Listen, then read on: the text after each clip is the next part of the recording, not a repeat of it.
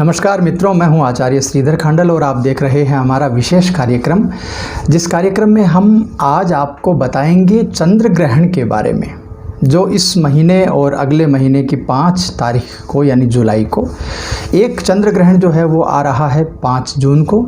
उसके बाद में 21 जून को एक सूर्य ग्रहण है और उसके बाद 5 जुलाई को एक चंद्र ग्रहण है।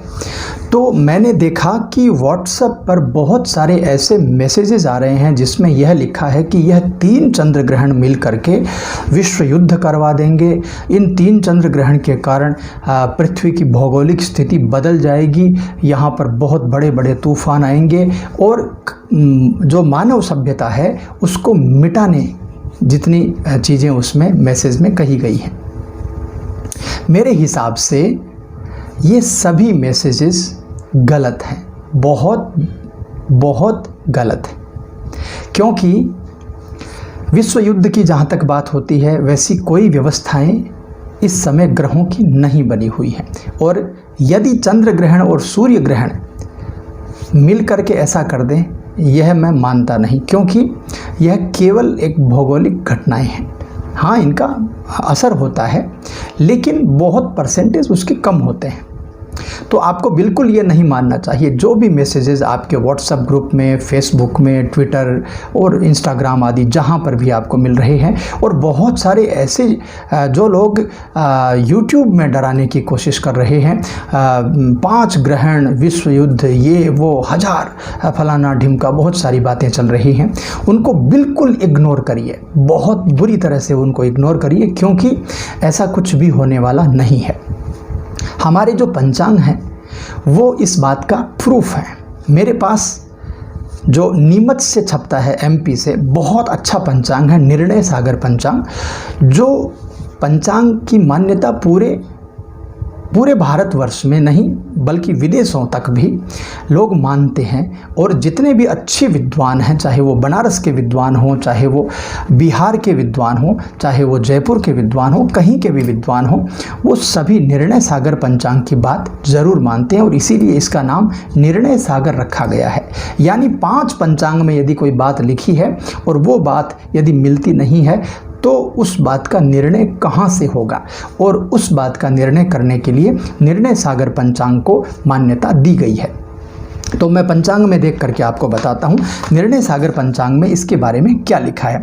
देखिए, विक्रम संवत 2077 के अंतर्गत भूमंडलीय ग्रह गणना नियामक 5 ग्रहणों का प्रारूप गणितागत प्राप्त हो रहा है। इसमें से 2 सूर्य ग्रहण तथा 3 मांद्य चंद्र ग्रहण होंगे, परंतु भारतवर्षीय भूभाग देश में 1 सूर्य ग्रहण तथा 2 मांद्य चंद्र ग्रहण दृश्य होंगे। ठीक है, अब बात करते हैं 5 जून 2020 को जो मांद्य चंद्र ग्रहण आ रहा है उसके बारे में। ज्येष्ठ शुक्ल पक्ष पूर्णिमा शुक्रवार दिनांक 5 जून 2020 ईस्वी को मांद्य चंद्र ग्रहण का स्पर्श रात्रि 11:16, मध्य रात्रि शेष 12:55 एवं मोक्ष रात्रि शेष 2:34 पर होगा। यह ग्रहण उत्तरी अमेरिका, ग्रीनलैंड, दक्षिण अमेरिका का पश्चिमी भाग, एशिया का पूर्वोत्तर भाग, रशिया का पूर्वोत्तर भाग आदि को छोड़कर से संपूर्ण विश्व में दृश्यमान होगा। इस ग्रहण का धार्मिक दृष्टि से कोई महत्व नहीं है और इसमें किसी भी प्रकार का यम, नियम, सूतक आदि मान्य नहीं होगा। आप समझ रहे हैं मेरी बात? ये मांद्य चंद्र ग्रहण है, इसमें किसी प्रकार का यम, नियम आदि मान्य नहीं होगा और इस ग्रहण का कोई भी धार्मिक दृष्टि से महत्व नहीं है। इसी प्रकार चलते हैं आगे, और जो 5 जुलाई 2020 का मांद्य चंद्र ग्रहण है उसकी जानकारी भी आपको देता हूँ। आषाढ़ शुक्ल पक्ष पूर्णिमा रविवार तारीख 5 जुलाई 2020 ईस्वी को मांद्य चंद्र ग्रहण का भारतीय समय से स्पर्श दिन में 8:37 पर होगा, मोक्ष दिन में 11:12 पर होगा। यह ग्रहण भारत, ऑस्ट्रेलिया, ईरान, इराक, रूस, चीन, मंगोलिया तथा भारत के सभी पड़ोसी देशों को छोड़कर से संपूर्ण विश्व में दृश्यमान होगा। इस ग्रहण का भी धार्मिक दृष्टि से कोई महत्व नहीं है। इसमें किसी भी प्रकार का यम, नियम, सूतक आदि मान्य नहीं होगा। तो अब आप समझ लीजिए, मानदेय चंद्र ग्रहण है, यह केवल एक भौगोलिक घटना है। हाँ, जो सूर्य ग्रहण होगा, और यह सूर्य ग्रहण होगा 21 जून 2020 को, उसका असर होगा, और उसका असर एक अलग वीडियो बना करके मैं आपको दूंगा कि कौन से राशि के ऊपर क्या असर होगा उसका।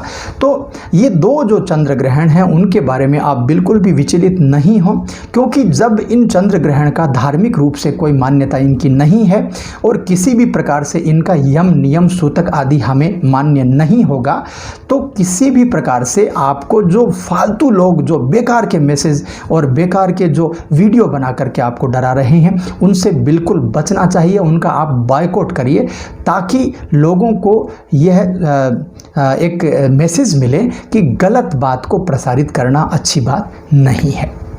तो बस इतनी सी जानकारी थी। यह वीडियो आपको अच्छा लगा हो तो लाइक शेयर ज़रूर करिएगा, और यदि आप हमारे चैनल पर नए हैं तो सब्सक्राइब ज़रूर कर लीजिए। तो मैं आपसे मिलता हूँ एक अच्छे वीडियो में अच्छी जानकारी लेकर के। तब तक के लिए नमस्कार।